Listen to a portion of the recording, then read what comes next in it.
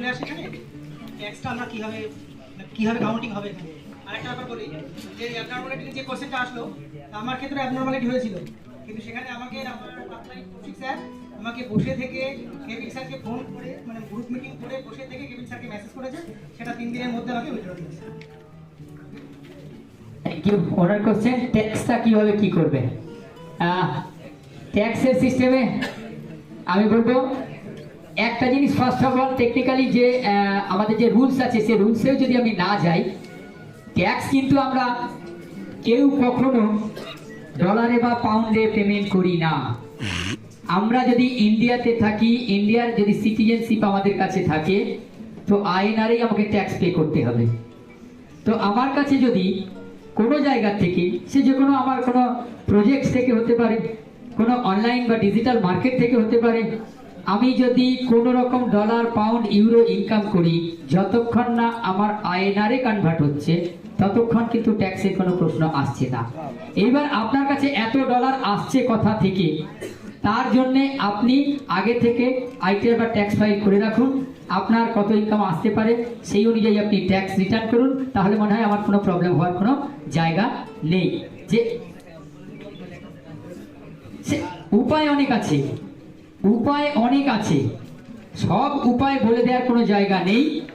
একটা সোজা কথা, আইএনআর যদি আপনি ডিরেক্ট না নেন, আপনার ব্যাংকে ডিপোজিট যদি না হয়, যত যদি হয় বা না হয় কত হচ্ছে, আপনার ইন্ডিয়ান গভর্নমেন্টের যে ট্যাক্স সিস্টেম আছে মনে এখন 10 লাখ, 10 লাখ আপনার 9 লাখ 7 লাখ, আপনার 7 লাখ আপনার ট্যাক্সের আওতায় আসছে। তো তারপরে তো আর কোনো প্রবলেম নেই। এবার আপনার যদি 7 লাখ প্লাস হয়, আপনি আইটি ফাইল করুন, আইটি ফাইল করলেই তো চলে যাবে কাজ। না যদি বাইনান্স থেকে বাইনান্সে নিচ্ছি সেক্ষেত্রে কি एक्चुअली हम लोग जो सेल कर रहे हैं वो वर्चुअल डिजिटल एसेट है as per law. ITR tax जो 1961 है उसमें क्लियर कर लिखा हुआ कि हम लोग वीडियो मतलब वर्चुअल डिजिटल एसेट एनएफटी को सेल एंड बाई कर सकते हैं। उसमें आपकी जो भी ट्रांजेक्शन होगा उसमें 30% टैक्स होगा, और उसमें 3% सेस है, और 1% आपका टीडीएस होगा अबव द पीरियड। आपकी जो आईटीआर टैक्स की पीरियड है, किसी का जैसे कि 10,000 अमाउंट जो ट्रांजेक्शन हम लोग करते हैं, तो स्पेशल केस में वो 10,000 रुपीज़ भी आपको चेकआउट किया जा सकता है, और 50,000 नॉमिनल है उसके ऊपर आपको नॉर्मली ट्रांजेक्शन जो है वो चेकआउट होगा।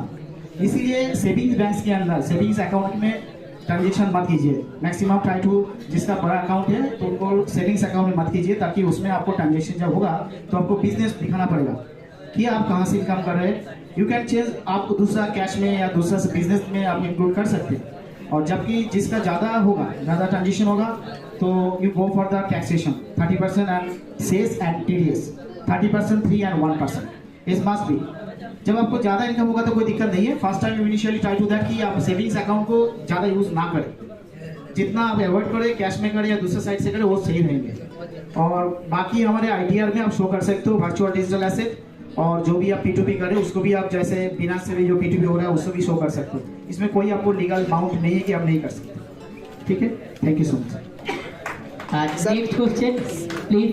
স্যার এর সাথে একটা नेक्स्ट क्वेश्चन।